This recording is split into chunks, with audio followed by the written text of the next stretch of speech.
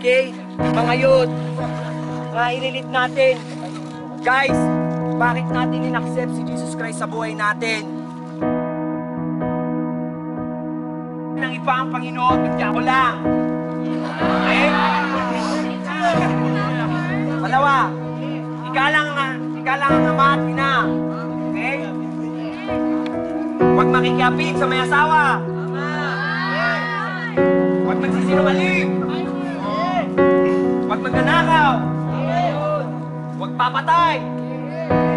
Mahalin mo ang kapwa mo gaya ng pagmamahal mo sa sarili mo. Sundin ang Sabbath day. Okay? Huwag gagawa ng ribulto para sambahin. Huwag kaingitan kung ano yung meron sa iba.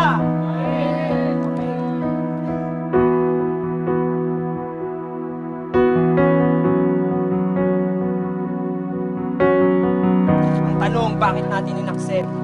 Sino makakasagot?